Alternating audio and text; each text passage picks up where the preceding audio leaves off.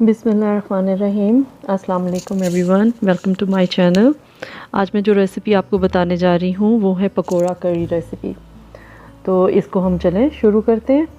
एक पॉट के अंदर, ये एक बड़े से बर्तन के अंदर मैंने लस्सी डाली है। मेरे पास जो लस्सी है ये थिक है और तकरीबन ये 2.5 लीटर है। तो मैं इसके अंदर 1/2 लीटर पानी डाल के इसको मिक्स कर लूँगी और इसको थोड़ा सा पतला कर लूँगी। और ये तकरीबन 3 लीटर्स मेरे पास, यानी कि 3 लीटर लस्सी हो जाएगी। आप जो हैं वो आप ये भी कर सकते हैं कि हाफ़ क्वांटिटी में दही ले लें और हाफ़ में पानी ले लें, तो उसकी लस्सी बना लें। अब हम इसके अंदर चिकपीस फ्लावर या ग्राम फ्लावर जो है या फिर बेसन, इसको हम 1.5 कप डालेंगे। आप इसके अंदर 1.5 कप बेसन डाल के तो इसको अच्छी तरह से मिक्स करें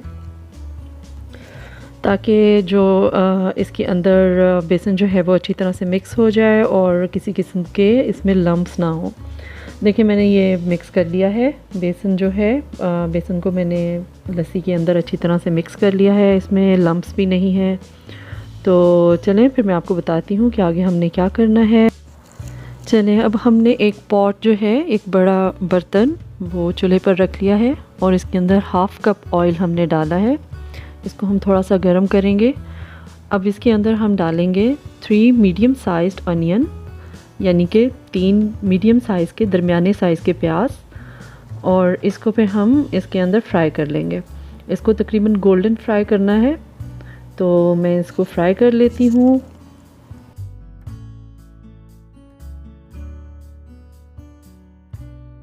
तकरीबन 3 से 4 मिनट के अंदर अंदर ये हमारे जो प्याज हैं वो फ्राई हो जाएंगे। देखें इनका कलर ज़रा गोल्डन सा हो गया है। तो अब हम इसके अंदर 1 टेबलस्पून जिंजर गार्लिक पेस्ट, यानी कि अदरक और लहसुन का पेस्ट जो है वो हम 1 खाने का चम्मच डाल देंगे। इसको डालने के बाद हम इसको अच्छी तरह से इसमें थोड़ा भून लेंगे थोड़ी देर के लिए, ताकि इसका अच्छा सा फ्लेवर जो है वो आ जाए और कच्चापन जो है इसका वो ख़त्म हो जाए। इसके बाद जब ये फ्राई हो जाएगा, मतलब ये भून जाएगा, तो इसके अंदर हम 2 मीडियम साइज़ के टमाटर, मतलब 2 मीडियम साइज़ टमेटोस और 2 से 3 ग्रीन चिलीज़, 2 से 3 हरी मिर्चें डालेंगे। इनको डाल के इसको हिला लेंगे और इसके बाद इसके अंदर थोड़ा सा हम 1/2 कप के करीब पानी डालेंगे, ताकि ये टमाटर और मिर्चें जो हैं वो इसके अंदर अच्छी तरह से मिक्स हो जाएं और पक जाएं। इसके बाद हम देखें, अब इसमें जब ये टमाटर जो हैं वो गलना शुरू हो जाएंगे तो अब हम इसके अंदर स्पाइसेस डालेंगे। सबसे पहले हम इसमें डालेंगे सॉल्ट 1.5 टेबल स्पून, मतलब नमक 1.5 खाने का चम्मच।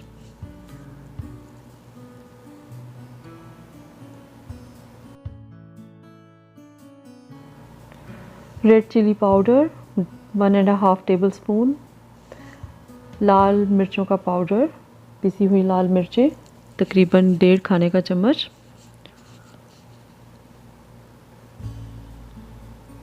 ऑल स्पाइसेस पाउडर या गरम मसाला पाउडर 1/4 टेबल स्पून, या गरम मसाला 1/4 खाने का चम्मच। अब इसमें मैंने डाला है coriander powder 1 table spoon, turmeric powder या हल्दी 1/4 टेबल स्पून।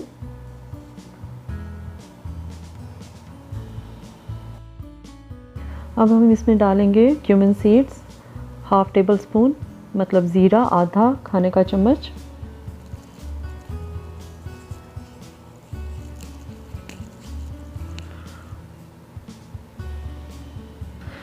अब इसमें हम डालेंगे crushed red chili 1/2 tablespoon, मतलब कुटी हुई लाल मिर्चें 1/2 खाने का चम्मच। अब हम इसके अंदर 2 अदद साबुत लाल मिर्चें, मतलब होल रेड चिली 2 पीसेस डाल देंगे और इसको हम हिला लेंगे।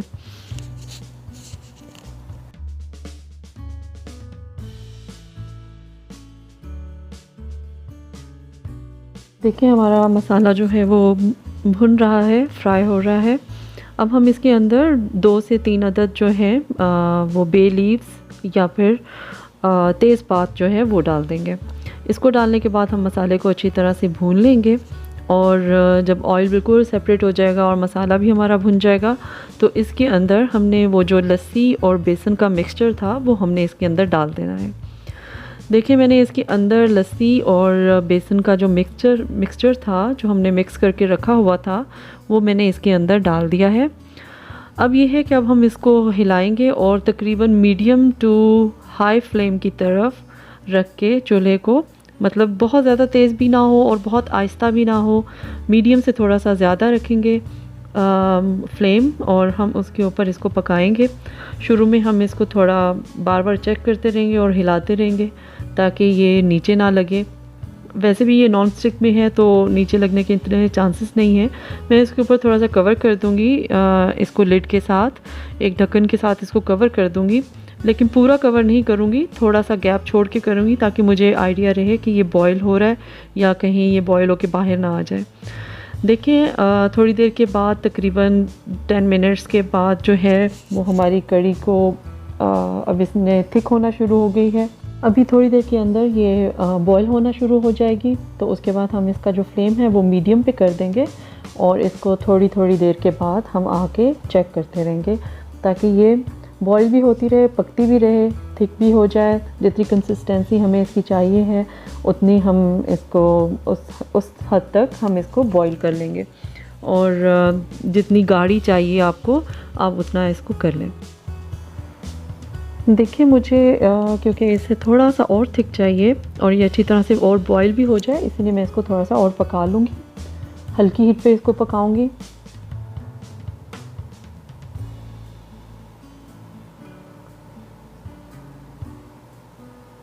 चलें अब हम पकोड़े बनाते हैं, मतलब पकोड़ों के लिए मटेरियल जो हमें बनाना है वो शुरू करते हैं।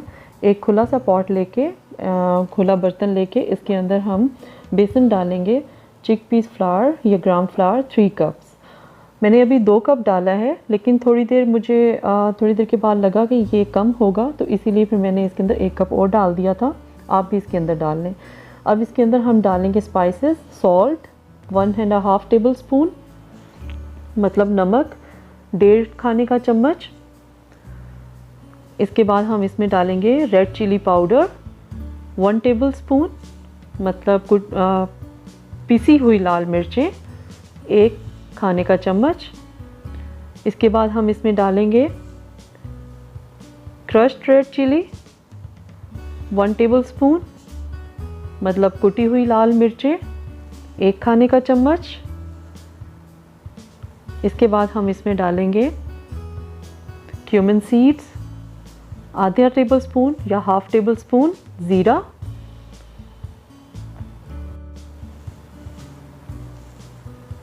इसके बाद हम इसमें डालेंगे coriander powder half table spoon, मतलब धनिया पाउडर आधा खाने का चम्मच, मैंगो पाउडर 1/4 टेबल स्पून, मतलब खटाई पाउडर या आमचूर भी इसको कहते हैं, 1/4 खाने का चम्मच। इसके बाद हम इसमें चाट मसाला डालेंगे। आप किसी भी अच्छी ब्रांड का चाट मसाला या अगर कोई आपने घर में बनाया हुआ है तो वो 1 टेबल स्पून इसके अंदर आप डाल दें, मतलब 1 खाने का चम्मच चाट मसाला डालेंगे। हम इसको मिक्स कर लेंगे अच्छी तरह से मसालों को बेसन के अंदर, ताकि ये अच्छी तरह से मिक्स हो जाए। अब हम इसके अंदर थोड़ा थोड़ा करके पानी डालेंगे ताकि हम इसका एक थिक सा बैटर बना लें, थोड़ा गाढ़ा सा इसको बना लें। आप इसके अंदर अपने हिसाब से इसमें पानी डालें, जितना पानी आपका बेसन लेता है, लेकिन इसको हमने पतला नहीं करना है, इसको हमने थिक रखना है। थिक हमने इसलिए रखना है कि जब इसके अंदर बाद में प्याज, आलू, टमाटर वगैरह डलेंगे तो वो भी पानी छोड़ते हैं, तो बहुत ज़्यादा बैटर जो है वो पतला नहीं होना चाहिए। अब आप इसको अच्छी तरह से मिक्स कर लें, इसमें लम्प्स नहीं होने चाहिए, पूरी तरह से मसाले और बेसन जो है वो आपस में मिक्स हो जाए। मीनवाइल हम जाके देखते हैं कि हमारी कड़ी का क्या हाल है, कितना बॉयल हो चुकी है, कितनी कंसिस्टेंसी जो है वो उसकी थिक हो गई है। तो हम इसको देखते हैं। तो ये हमारी, देखिए मुझे इतना ही तकरीबन चाहिए, काफ़ी थिक हो चुकी है। अभी इसमें पकोड़े डलेंगे तो ये और थिक हो जाएगी। तो अब मैं इसको बिल्कुल आहिस्ता हीट पे रख दूँगी। चलिए अब हम अपना पकोड़ों का मटेरियल बना लेते हैं। इसमें मैं सबसे पहले अनियन डालूँगी कटा हुआ तकरीबन 3 to 4 मीडियम साइज़ अनियन, मतलब 3 से 4 दरमियाने साइज़ के प्याज इसमें डालेंगे हम लोग। इसके बाद हम इसमें डालेंगे ग्रीन चिलीज़ 3 to 4, मतलब हरी मिर्चें जो हैं वो 3 से 4 अदद कटी हुई। अब हम इसमें डालेंगे 1 लार्ज साइज़ टोमेटो, मतलब एक बड़े साइज़ का टमाटर हम इसके अंदर डाल देंगे। आप 2 दरमियाने साइज़ के भी टमाटर डाल सकते हैं। ये मेरे पास जो हैं आलू हैं तकरीबन 4 से 5 मीडियम साइज़ के थे, तो आप इसमें मीडियम साइज़ पोटैटोज़ जो हैं वो 4 मीडियम साइज़ पोटैटोज़ डाल दें। इसके बाद हम इसको अच्छी तरह से मिक्स कर लेते हैं ताकि जो बैटर है उसके अंदर हमारी वेजिटेबल्स जो हैं वो अच्छी तरह से मिक्स हो जाए। अब देखिए इसको मैंने मिक्स कर लिया है और अब मैं इसके अंदर डालूँगी हरा धनिया, मतलब कोरिएंडर हाफ़ कप, आधा कप जो है वो मैं हरा धनिया इसके अंदर डाल दूँगी। इससे बहुत अच्छा सा एक फ्लेवर सा आ जाता है। अच्छी तरह से अब हम इसको मिक्स कर लेंगे। देखिए इसके अंदर बहुत ज़्यादा भी बेसन नहीं होना चाहिए, बहुत कम भी नहीं होना चाहिए। अब मैं इसको फ्राई करूँगी। एक पॉट ले लिया है मैंने, एक वॉक है, इसको कढ़ाई कहते हैं।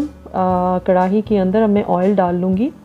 ये मैंने फ्राइंग के लिए ऑयल डाला। आप इतना ऑयल डालें कि आपके पकोड़े जो हैं वो इसके अंदर डिप हो जाए। डीप फ्राई हमने करना है। मैंने इसके अंदर एक छोटा सा आलू का पीस डाल के मैंने चेक किया है कि हमारा प्रॉपर्ली गर्म हो गया है। देखें वो फ्राई हो रहा है तो इट मीन्स कि ये गर्म हो गया है। अब इसके अंदर मैं बहुत ज़्यादा बड़े साइज़ के पकोड़े नहीं बनाऊंगी। 1 टेबलस्पून ले लूँगी और उससे छोटे छोटे से पकोड़े जो हैं वो बना लूँगी। देखें इसको आपने बहुत ज़्यादा क्राउडेड नहीं कर देना है, मतलब कि आपने बहुत ज़्यादा पकोड़े एक साथ इकट्ठे ऑयल के अंदर नहीं डाल देने हैं। उससे ये है कि आपके पकोड़े सही नहीं बनेंगे और उनकी शेप भी अच्छी नहीं आएगी। चलें, ये मेरे पकोड़े जो हैं उसको मैंने लो टू मीडियम की साइड पे हीट पहले रखी थी शुरू में। अब मैं इसको मीडियम हीट के ऊपर इनको मैंने बना लिया है। हमने बहुत हाई फ्लेम नहीं रखना है, उससे ये होगा कि पकोड़े जो हैं वो बाहर से आपके ब्राउन हो जाएंगे और अंदर से आलू वगैरह उसके कच्चे रह जाएंगे। ये देखें कितने मज़े के पकोड़े बन गए हैं। अब ये पहली लॉट जो है ये तो बच्चों को जाएगी, क्योंकि बच्चे पकोड़े बहुत शौक़ से खाते हैं। तो ये फ़र्स्ट लॉट जो है वो तो बच्चों को चली गई। अब हम जो बाकी पकोड़े मैं बना रही हूँ ये सारे मैं कढ़ी में डालूँगी। तो बाकी के जितनी दफ़ा भी पकोड़े मैं बनाऊँगी उस मटेरियल के वो सब मेरे कढ़ी में जाएंगे। तो कढ़ी के अंदर अब मैंने ये पकोड़े डालने शुरू कर दिए हैं। कढ़ी के नीचे बहुत ही लाइट फ्लेम में चूल्हा जल रहा है ताकि वो गर्म रहे। और अब आहिस्ता आहिस्ता मैं सारे पकोड़े जो हैं उनको फ्राई करके, इनको तल के तो कढ़ी के अंदर डाल दूँगी और इनको थोड़ा सा चम्मच के साथ थोड़ा सा नीचे कर दूँगी या उसके ऊपर कढ़ी जो है वो थोड़ा थोड़ा उसको डाल दूँगी ताकि ये अंदर डिप हो जाए। तो आहिस्ता आहिस्ता सारे पकोड़े बन जाएंगे। लेकिन आपने पकोड़ों को ये है कि मीडियम फ्लेम पे बनाना है, बहुत ज़्यादा हाई फ्लेम पर नहीं बनाना है। और इनको नॉर्मल एक जैसे साइज़ के पकोड़े बनाने हैं, बहुत बड़े बड़े पकोड़े नहीं बनाने हैं और ना ही बहुत छोटे बनाने हैं। तो ये देखें ये मेरे पकोड़े जो हैं वो सारे बन गए हैं और हमने इसको कढ़ी के अंदर डाल दिया है। और ये सारे पकोड़े जो हैं इनको मैं चम्मच से थोड़ा सा दबा दूँगी अंदर ताकि ये कढ़ी के अंदर चले जाएं और इनके अंदर जो है वो सॉफ्टनेस ही आ जाए। तो देखें इतना इजी और मज़ेदार सी ये रेसिपी है, बड़े अच्छे मज़े के बन जाते हैं। तो आप इसको ज़रूर ट्राई कीजिए। और इसके ऊपर मैं थोड़ा सा जो है वो धनिया गार्निश कर दूँगी। आप इसके अंदर ऑयल वगैरह ऊपर से लोग डाल के खाते हैं तो वो आई डोंट थिंक सो कि वो करना चाहिए, ऑलरेडी इसमें बहुत ज़्यादा ऑयल होता है। चलें जी, हमारी कढ़ी जो है वो तैयार है। आप इस रेसिपी को ज़रूर ट्राई करें और मुझे फ़ीडबैक दें। और thank you so much for watching. अल्लाह हाफ़िज़।